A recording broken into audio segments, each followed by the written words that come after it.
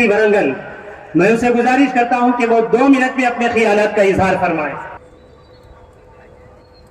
हमारे दरमियान एक मुअज़्ज़िज़ तरीन शख्सियत मोहतरम जनाब गौस अहमद महमूदी साहब सज्जादा नशीन बारगाह ఎవరి కోసమా 9 లక్షల ఎకరాల భూమి కాజేయాలని చూస్తా ఉన్నావు. ఇప్పటికైనా మోడీ గారు మీరు మన్న బలం తీసుకోకుంటే భారతదేశంలో ఉన్న హిందూ ముస్లిం సిక్ ఇసాయి అందరితోటి ఇక్కడ భారతదేశంలో ఉన్న అన్ని రాజకీయ పార్టీలను కలుపుకొని పెద్ద ఎత్తున ఉద్యమాలు చేస్తే నువ్వు దిగిరాక తప్పదు. నేను ఒక్కడే చెప్పి ముగిస్తాను. పహల్గామ్లో 28 మంది చనిపోయారు ఉగ్రవాదుల చర్యల లోపల. ఆ ఉగ్రవాది కనుక మనం ముందొస్తే మనం ఊరుకుంటామా? నిలువున చీల్చి పడేస్తాం. అదే మణిపూర్లో మందిని చిత్రహింసలు గురి చేసి వివస్థలను వేసి చంపేస్తా ఉంటే ఏ ఉగ్రవాదం పేరు పెట్టి పిలవాలి మోడీ గారు మిమ్మల్ని ఆర్ఎస్ఎస్ ను? కాబట్టి వెంటనే మేము విచ్చేసిన పక్షాన విప్లవ జయజయలు పలుకుతూ ప్రపంచంలోనే అతిపెద్ద ప్రజాస్వామిక దేశం, అదేవిధంగా ప్రపంచంలోనే జనాభాలో పెద్ద దేశం మనది.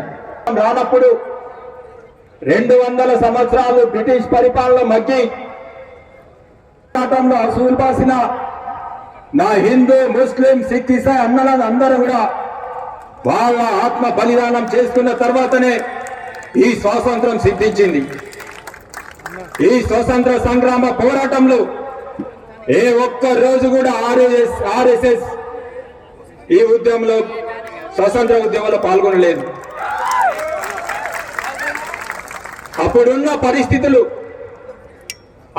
పరిస్థితులలో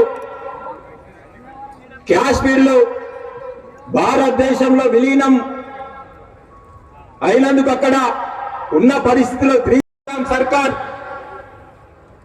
పరిపాలన చేస్తున్నటువంటి ఆ రాజులు నైజాం సర్కార్ ఒప్పందం చేసుకొని విలీనమైన తర్వాత చేశారు. అంటే అప్పుడున్న పరిస్థితులు అది. కానీ ఈ రోజు ఏమైతా ఉంది? భిన్నత్వంలో ఏకత్వం కలిగిన భారతదేశం, హిందూ ముస్లిం సిక్ ఇసాయి బాయ్ అన్న భారతదేశం ఈ రోజు ఏమైతుందో మన అందరికీ తెలుసు. మంద బలమున్నదని నీ ఇష్టం వచ్చినట్టు చట్టాలు చేస్తే భారతదేశ ప్రజలు ఏమాత్రం ఊరుకోరు. ఎవరి కోసం నువ్వు ఈ చట్టాలు చేస్తా ఉన్నావు? మా కోసమా? వాస్తవంగా మోడీ గారు ఇది 2వ అధికారంలోకి వచ్చారు. మొదటిసారి అధికారంలోకి వచ్చే ముందు ఈ భారతదేశ ప్రజలకు నన్ను అధికారంలోకి తీసుకొస్తే 2 కోట్ల ఉద్యోగాలు ఇప్పిస్తా ఉన్నారు.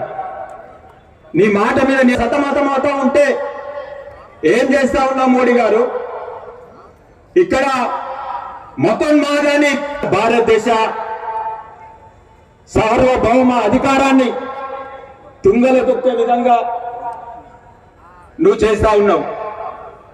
కాబట్టి మీరు ఈ వక్ఫ్ బోర్డ్ తీర్మానం, तुमने भारत के आईन को धोखा दिया है कुमारस्वामी, तुमने भारत के आईन को धोखा दिया है।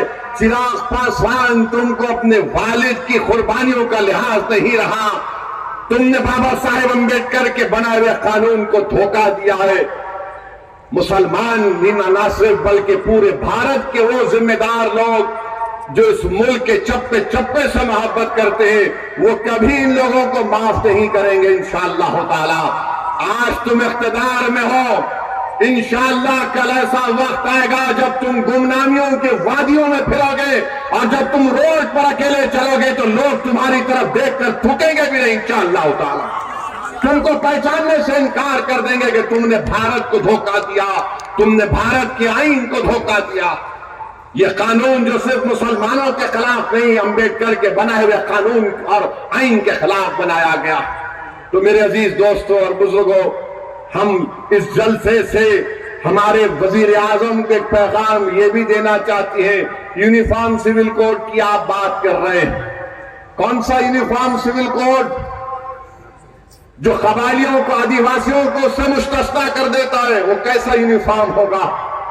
ول پاور تم برقرار رکھو گے، کیسا یونیفارم ہوگا؟ تم لفظ جہاد کے نام پر قانون بناؤ گے، کیسا یونیفارم ہوگا؟ بتاؤ کون سا اس میں یونیفارمٹی ہوگی؟ اس کے خلاف بھی ہم کو تیار رہنا ہے۔ بی جے پی یہ کوشش کرے گی، سال کبھی وقت آئے گا بولے ہم یونیفارم سول کوڈ بنانا چاہیں گے۔ یونیفارم سول کوڈ ہوگا تو ہمارے ہندو بھائیوں کو پوچھنا چاہ رہا ہوں، کیا دیا بھاگا یا میتاکشرا اسکول آف تھاٹ کا یونیفارم سول کوڈ ہوگا؟ آپ دیا بھاگا اسکول آف تھاٹ کو مانیں گے، میتاکشرا اسکول آف تھاٹ کو مانیں گے؟ بتائیے آپ کون سی چیز کو آپ مانیں گے؟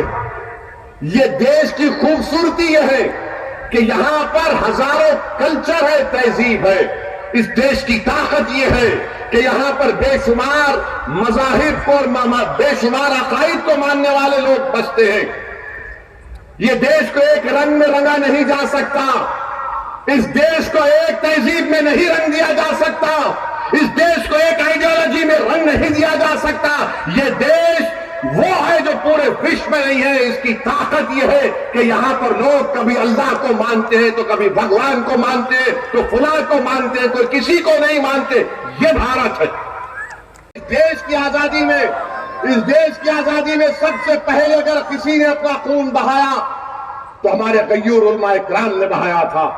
انگریزوں کے خلاف اگر کسی نے جہاد کا فتویٰ دیا تو ہمارے علماء کرام نے دیا۔ اور آج وہی علماء کرام آپ سے اپیل کر رہے ہیں کہ قانون کالا قانون ہے، متحدہ طور پر ہم کو اس قانون کے خلاف کھڑے ہونا ہے اور پرامن طریقے سے احتجاج میں حصہ لینا ہے۔ ہم اللہ سے بھی دعا کرتے ہیں کہ اللہ سبحانہ و تعالی ہماری ان کوششوں کو اللہ کامیاب کر دے، اللہ ہماری ان قربانیوں کو قبول فرمائے، کیونکہ یاد رکھو وقف کا مالک اللہ ہے اور مسجد اللہ کا گھر ہے۔ ہم اللہ کی مخلوق ہیں، زمین و آسمان کا خالق اللہ ہے، جس چیز کا مالک رب کائنات ہے، جس مسجد کو ہم اللہ کا گھر بولتے ہیں، اگر ہم اس کی حفاظت کے لیے نہیں کھڑے ہوں گے تو تم میں کیا غیرت باقی رہے گی؟ تم تو پھر ایک چلتی پھرتی لاش بن جاؤ گے۔ زندگی کا اگر ثبوت دینا ہے، ملی غیرت کا اگر ثبوت دینا ہے، اگر اس آئین کو، سمویدھان کو بچانا ہے، بھارت کو مضبوط کرنا ہے، بھارت کو وکست بھارت بنانا ہے، تو یہاں پر کوئی ایسا قانون، کوئی حکومت نہیں بنا سکتی جو کسی کے مذہب کے خلاف جاتا، جو کسی بھارت کے آئین کے فنڈامنٹل رائٹس کے خلاف جاتا۔ تو ہم پہلے بھی کہہ چکے ہیں، آج بھی کہہ رہے ہیں، اس کالے قانون کو مسترد کرتے ہیں۔ کیا آپ اس کالے قانون کو مسترد کرتے ہیں؟ کیا آپ وقف کے اس بل کو ریجیکٹ کرتے ہیں؟ اگر ریجیکٹ کرتے ہیں تو اپنا سیل فون کھول کے لائٹ کی بتی جلائیے تاکہ B J P R S S کے دماغ کی بتی جلے۔ جلائیے سیل فون۔ پورے ورنگل میں دیکھو، یہاں پر آج اسلامیہ گراؤنڈ میں سیل فون کی میجک کھل گئی ہے جو اس قانون کو ریجیکٹ کرتی ہے۔ نعرہ لگائیے، نعرہ تکبیر۔ صرف بھارت بنانا چاہتی، وہ بھارت نہیں رہے گا۔ بھارت کی خوبصورتی اور طاقت الگ ہے، اس کو ان کو سمجھنے کی ضرورت ہے۔ اور میں ہمارے مہاراشٹر کی حکومت سے یہ مطالبہ کرتا ہوں کہ ایک محترمہ ہے، پونا میں قانون کی ڈگری حاصل کر رہے ہیں اور رسول اللہ صلی اللہ علیہ وسلم کے شان میں اناپ شناپ بک رہے ہیں، اور بعد میں جو وارث پٹھان اور دیگر لوگوں نے کمپلین کیا تو انہوں نے کہا کہ نہیں، مجھے پڑوسی ملک سے، پاکستان سے کسی نے مجھے گالی دی تو میں نے ویڈیو بنا دیا۔ ارے محمد صلی اللہ علیہ وسلم رحمت للعالمین ہے،